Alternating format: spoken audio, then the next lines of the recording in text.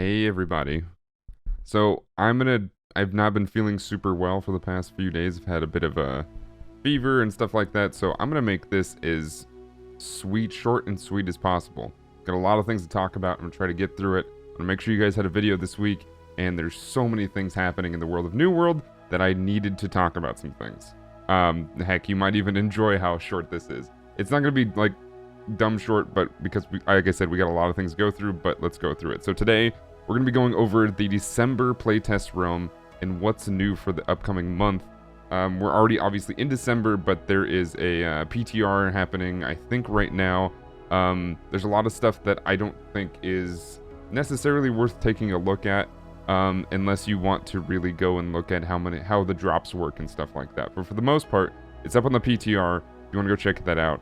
But we're going to be talking about the controversial expertise and Gypsum gear score system, which is a little bit different. And I say controversial because there's a lot of back and forth as to whether it's good or bad or what have you. So make sure to give this video a like to help out the algorithm and do everything you can. Thank you. And away we go.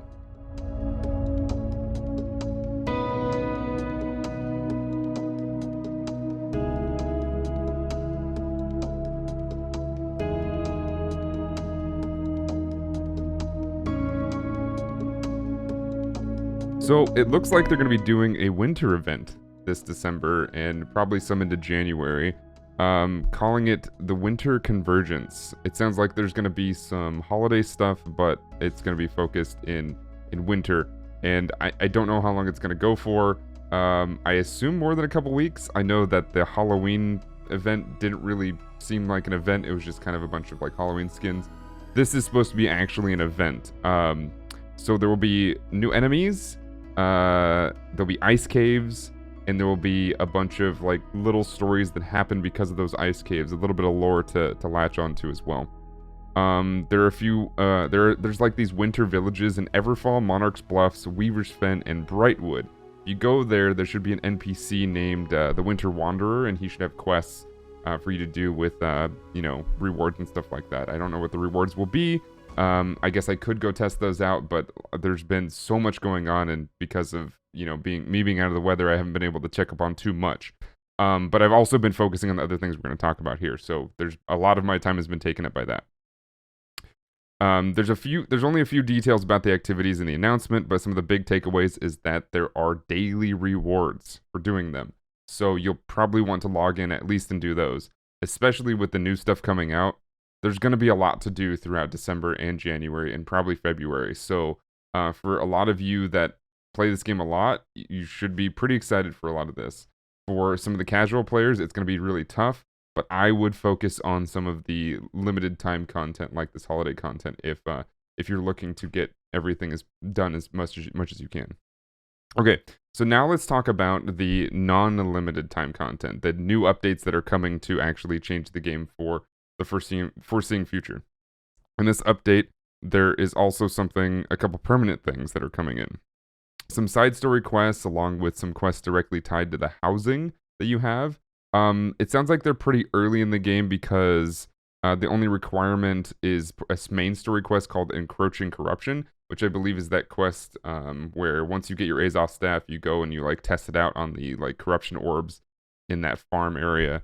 And I think you just have to complete that quest and it'll start. Most people do this around like level 15, 20.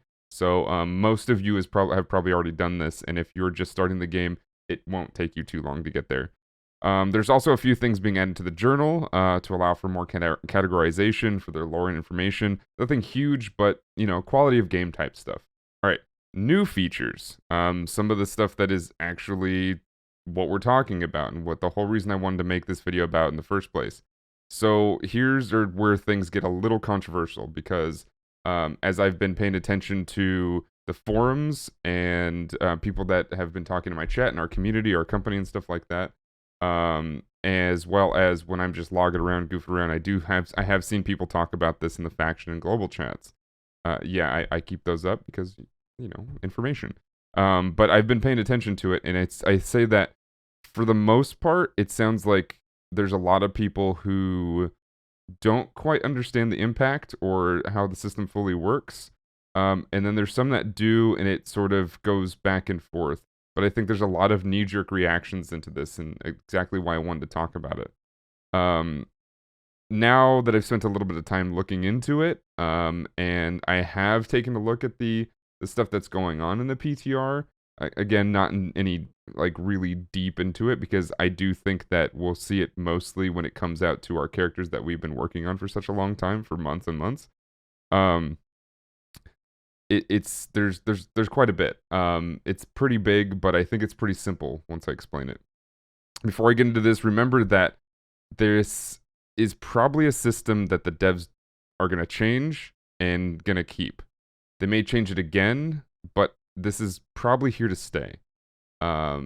Maybe you'll agree, maybe you'll disagree, but here's the most important thing. Do your best to not just yell at the devs. And I don't mean that in a way of you're going to hurt their feelings or something like that. I mean, they are humans and they, have to listen to what you have to say. But for the most part, you're just yelling at them to take it out. They're not going to.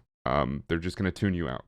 So the best thing you can do is, if you are upset with this and you don't like this, give as best of a construction as you possibly can to help you and help them help you adapt to it better.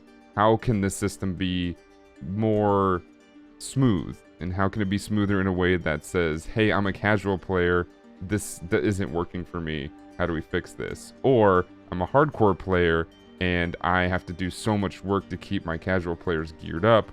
Or maybe you're a hardcore player and things aren't just working the way you want. The point is, if you just yell at them and yell into an empty void, it does nothing other than just probably make you more mad. So let's try to stay away from that. And nobody likes just yelling into nothing. I know that people do it, but I don't think people always understand that they are doing it. But for the most part, if you yell at a bunch of things and then get mad that devs don't listen to you, it's probably because you're just telling them to take something out when it's something that they don't want to take out and they don't think they need to. But I would say Amazon is pretty good at changing things to make them more suited to the most people that they want to satisfy.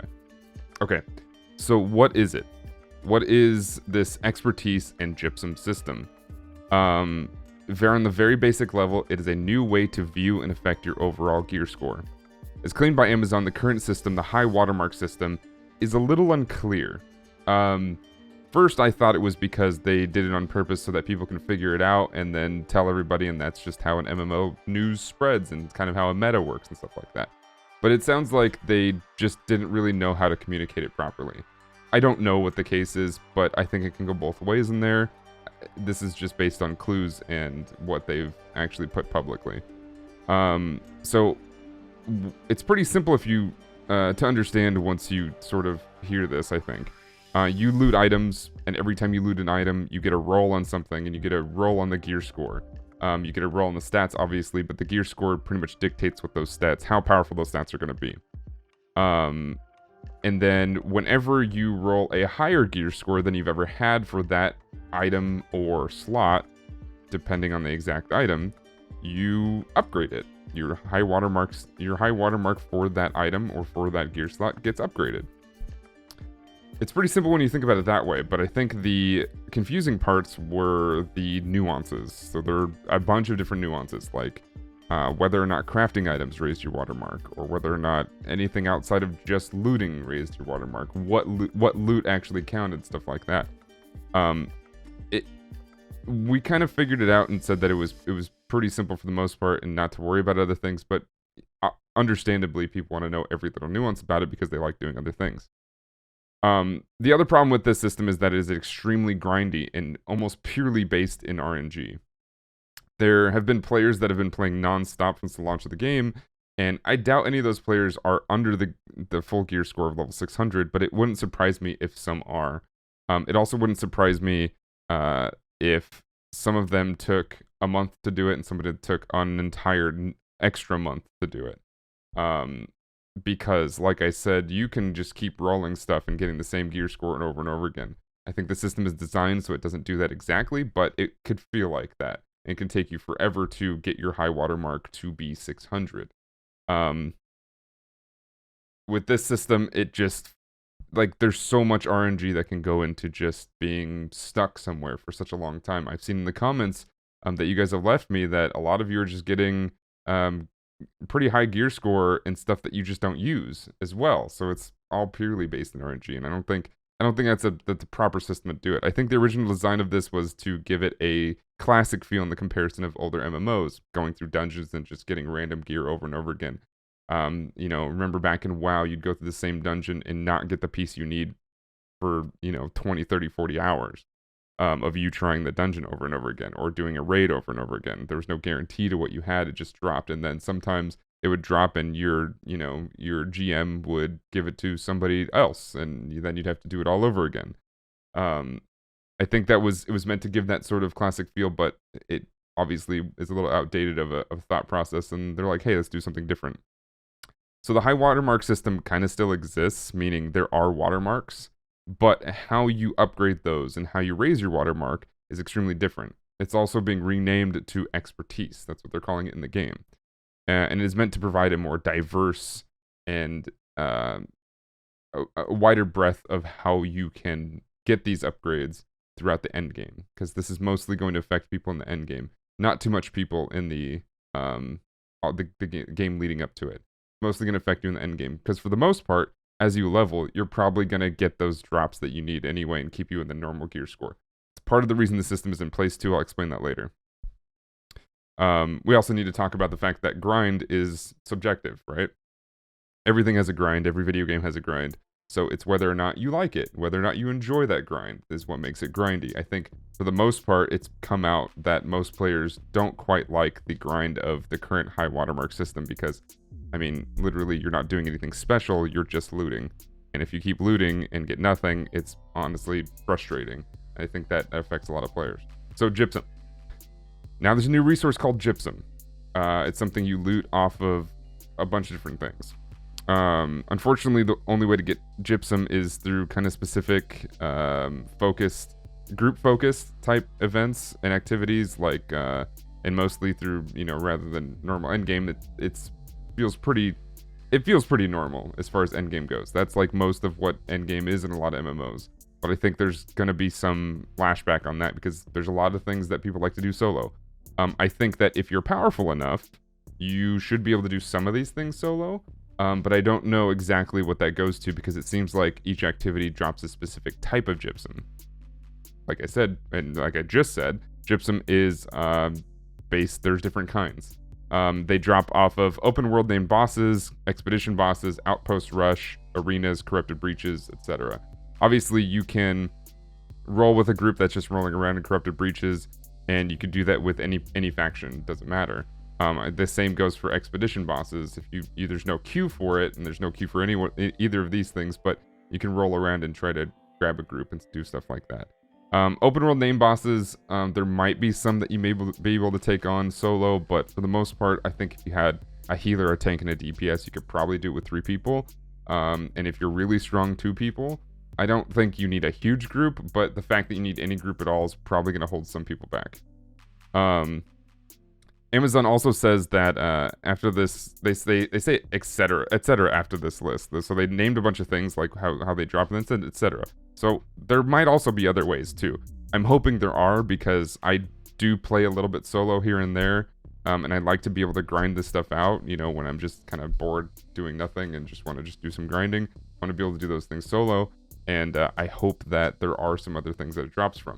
They haven't really revealed that yet, but also another reason to go check out the PTR. Completing each activity will give you a different type of Gypsum. The Gypsum is it's kind of like corruption slivers, it seems like, in a way, where you get some slivers or you get some chunks and you combine them to make something else. In this case, again, it's an orb. So you can combine these Gypsum pieces and they create an orb. You use the orbs to then create something called a Gypsum cast. You make specific types of Gypsum casts as well. I still am assuming, but it sounds like you would be making a Gypsum cast based on these certain items that you're collecting. So a Gypsum cast would be for any type of gear. So let's say you make a Gypsum cast for a hammer. It sounds like, don't quote me on this though, It sounds like you will be using specific types of gypsum to make a hammer gypsum cast. But what that means in other ways is that they could drop from different types of activities specifically, or they will drop randomly from these activities, and then you just use those ones that you need to collect them. I would highly doubt that they're tradable. I would say that if they're anything like slivers, that they're not tradable. So you can't sell them, you can't trade them with other people. It's going to be a big grind. And again, the reason for that is for not exploiting things. I'm not really sure where you're going to craft these, which tables specifically you're going to craft them at. I assume that each type of cast will have its own specific table. For example, like Arcana will have all the magic weapon casts and stuff like that. That's a pure guess, but I'm assuming that's where it goes. So a cast is basically a loot box, right? So, like I said, you get that hammer and you open the cast that you've crafted for that hammer. The stats on it will be pretty random, but it will be based on the gear score, and it is guaranteed that you will get a few points at least, an upgrade of what your current watermark is. So essentially, if you wanted to, you could craft, 30, 40 of them at a pretty low level and just keep opening them up. That would be the basic grind of doing something. If you're lucky enough, or people and you get in a group and you just grind out some of these activities for a couple hours, then you have all these things and you collect them all at once. Each time you open one, you'll get an upgrade. So it should jump you up pretty high after that, which should be a pretty good feeling. So instead of opening up a crate and just from the drop boxes from corruption nodes and just opening up random stuff and getting, random pieces of gear with random stats and random gear scores, you're more specific about which things you're upgrading, and you can be more precise in which things you need upgraded. So in my opinion, it is a much more efficient way to get your gear score up and to get your high watermark up. I don't think a lot of people have seen it that way. I don't know if they just didn't read the notes because it's pretty clear there, or they just kind of reacted without really thinking about it. But hopefully people have calmed down, and hopefully this video helps in saying that it's a little simpler and actually a lot easier to upgrade your gear score now. Well, I should say, maybe not easier, but it's easier to upgrade specific pieces that you want to upgrade instead of having it be super random. So the question is this bad for casuals? So, okay, there's one caveat I need to cover with this update, because it seems to be the main focus of the big kerfuffle. Your expertise level, which is implied in the forum that it won't be implemented right away. It said 2022, which I believe this major update comes out before that, and like I said, in December. So this part specifically probably won't come until later. They're probably still trying to fine-tune it. It will directly impact your effective gear score of any piece of gear with a higher gear score. What that means is if you have a hammer that has, in your watermark for a hammer is about 520. Let's say it is 520. But the hammer you have equipped is a gear score of 550. That will effectively set that hammer of 550 to 520 because that's what your high watermark is. Again, this is to prevent people from just being given, the best gear in the game and then being super without having to do any of the work for it. Obviously, that's where the whole question of does it hurt casual players? I don't think so. I think that it can easily look this way because of that, but I do think that what it's going to mean is that you'll need to do the things you were doing to grind them up to level 60 anyway. So for the most part, in order for people to go from 1 to 60 in a power leveling way, because I mean the devs have already claimed that to be kind of exploitative towards especially towards PvP and stuff like that. You shouldn't be able to just go from 0 to 60 by just doing town board quests or what have you. Because you skip so much content and it ruins what the devs see is it ruins your experience, in the sense that if I went from 1 to 60 and I didn't do anything else, I am then going to complain that I'm not powerful enough. when in reality, if you did it the proper way, you would have leveled everything evenly, and you would be powerful enough when you hit level 60 to at least feel like you're level 60. So it's less of an exploit and more of a quality of game type design that they've put in. And people will tell me, you know, you don't tell me how to play. The devs shouldn't force people how to play. This isn't the devs forcing you how to play. It's forcing you to look at what you're complaining about and seeing that that complaint is not necessarily something that is part of the design that you don't like. It's part of how you played it. And that is obviously controversial in some circles as well, but it's like cheating in the game. It's like cheating in Skyrim to have unlimited power and being like, this game is boring, right? Well, it's like the devs don't ask you to cheat. They just made a game for you and somebody made cheats. It's not, you know, it's obviously it's a different circumstance, but the comparison still makes sense, I think. So players will have to raise their weapon skills as if they always had to do through their, you know, they have to do all the other things like I said. But weapon skills, go through the story quest, get all their main faction stuff done, and now people are just doing it, they're being asked to do it in a more natural way.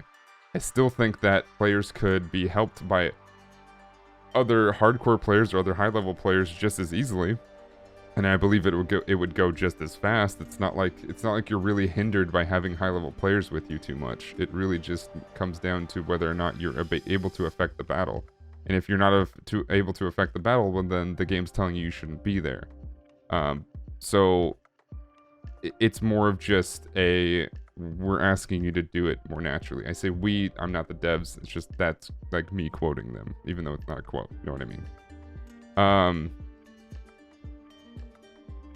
So with the fact that you can get cast materials by doing certain activities, people will also be able to help you doing that as well. So let's say you are at 60, but your gear score is not very high. In order for people to be able to get some of these things that need to upgrade, you're going to have to jump in a group anyway, for the most part. You could do them solo, and like I said, there's a couple of activities that I think you could do solo just fine. You can go do those, but, you know, if you got power leveled, you probably had help, so you would basically just need them to help you like they were already doing. Having you taking you through activities and doing them as best as you possibly can. Okay, additional stuff. To help even more with the way that they were crafting to gear level 600, there have been some additional additions to trade skills. So there's a thing called trade skill aptitude. So once you hit level 200 in a skill trade of any type, there will be a new little loop system, a reward system that kicks in.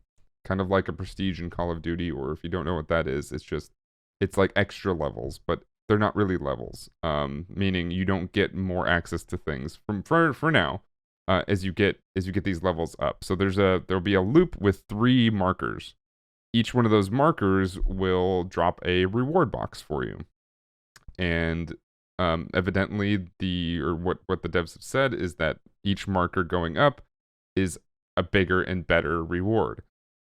Mostly it says what they consume of, or what they have in there is mostly like trade mats, so like materials you need for that specific thing, so that you don't have to go grind them out more, so you don't have to go buy them, etc. So every time you hit 200, you're basically still gaining XP, and every time you finish a loop, a number tick will go up, meaning it'll go from 1, it'll go to level 1, 2, 3, etc. I don't know if the rewards get better after that. I don't know if like each tick is exponentially better in the next levels, but I do know that each tick in each level will be better than the last one. Every time the loop fills, it goes up by 1. Seems like this whole thing is nothing huge, but it gives you something to do after level 200. Because from the most part, what we've seen so far is once you hit level 150 in most things, you've unlocked all the natural schematics for things, all the natural blueprints, and then you need to hit like level 200 to get some the legendary drop schematics for like weapons and food and gear and stuff like that. Now this gives you a little bit more to do, and plus there's a lot of legendary stuff that you pick up, and especially with the artifacts that you have to be level 200 in a lot of different places to do anyway. Not to mention the materials you have to craft have to be pretty high level. I don't imagine people grinding these loops out like crazy like they were levels, but it's something there to do after you hit 200, which is nice. So it's a little reward to help you, again, not spend coins or have to go grind more and more mats, spend hours and hours doing that. You still have to do it, but not as much. Okay, there's also a thing called equipment patterns that will drop from crafts that you do on most of the tables, and I believe they're just random drops in different places, but I think there's the bigger part of the loot pulls are from doing crafts at the table, and there's a possibility that an equipment pattern will drop from it. The addition of equipment patterns are so that high level players can get really good gear and either grow into them or just have good gear that they can hit, because what an equipment pattern is a guaranteed gear score 600 item. They're very expensive to build. A lot of materials, a lot of rare materials, a lot of probably built materials based on maybe 24-hour queues and whatnot. But they're expensive, and they are, I think, pretty high set in RNG, meaning the stats that drop from them are not guaranteed. All that's guaranteed is, I believe, the item type and the gear score. But the thing is, the gear score is guaranteed level 600, so that's pretty good. Like I said, it may not be great. It may not be something that fits you, but it might be something that fits somebody. And because it's level 600, it will be something that I think will work for someone. I think they're going to be sellable, so if you build one and then just don't like it, maybe somebody else will buy it from you, but don't quote me on that either. It's also something that if you find a really good one and your watermark for that item is not 600 yet, you can kind of grow into it essentially. So you can have all those stats and all those cool things on that weapon and be able to use that, but have that effectiveness just kind of grow over time, right?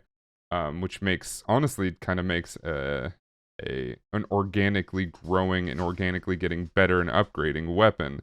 Yeah, obviously you have to keep repairing it and you have to be careful with that, so maybe you don't want to use it, but at least it's something that gives you an opportunity to have some really cool gear. So to round this out, there's been some nice PvP balance changes. Nothing that I'm not going to really highlight and go into because it's mostly like, math changes and critical changes and stuff like that. Stuff that I think you'll just notice by playing. They're pretty big, but I don't think for the most part it will be something that's crazy. As far as the changes that we talked about already, they are big. They are going to affect gameplay. They're going to affect a lot of different things. But I do not think they're as bad as a lot of people are saying. I'd like to put it into practice, and I'll probably do that in the next video or two, so that we can actually see how it affects people. The fact that it will show your true gear score versus what has been shown before, which is basically whatever gear score you've had equipment for. You're more likely to actually see why you may be losing certain fights, even though you have a very high gear score. You may be able to see the more accuracy, the more defined accuracy of what kind of power level you're at. Time will tell with this update when it comes out to the main client. I think there's a lot of information to find in the PTR, but for the most part, I think it'll tell you more when it's on your actual character. But please, until then, let me know what you think, and let me know what you think about what we talked about here in this video. Please don't forget to like, and until next time, please have a wonderful week and enjoy yourselves. I'll see you next time, okay? Goodbye.